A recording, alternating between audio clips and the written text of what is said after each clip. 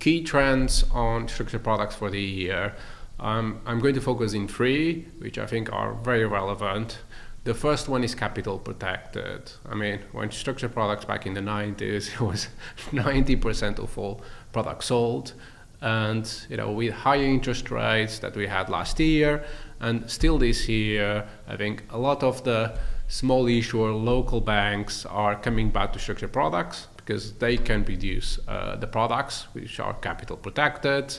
And although we see now the yield curve changing, the ECB and the Fed thinking about stop the hike of interest rates, we still see an increased demand of capital protected products, even more with the potential bear market, the potential financial crisis that everyone is talking daily nowadays. Capital protected products are still very relevant, especially market-linked CDs in the US, as well as structured deposits in Europe, as well as GICs in Canada. Then the second trend is credit. Again, I'm going to highlight again the shift on the yield curve, the interest rates expectations. I think we see now some people playing around on credit. Credit-linked notes are becoming more popular. All the banks are trying to push those.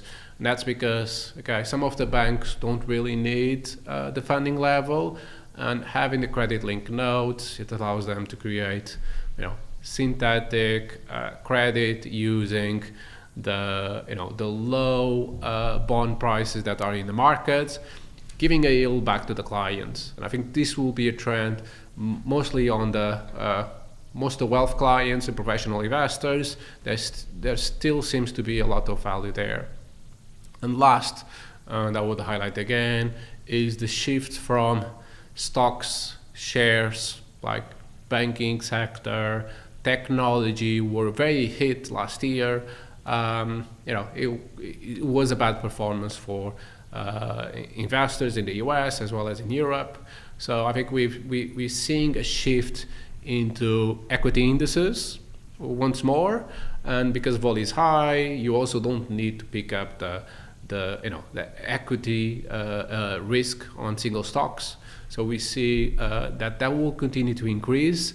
I think there will be a need from investment banks to diversify their indices, because at the moment what we see is that clients always follow the same trend, same index, and then that becomes very difficult for investment banks to manage that risk. So I think we'll see a diversification on the equity indices being used in structured products.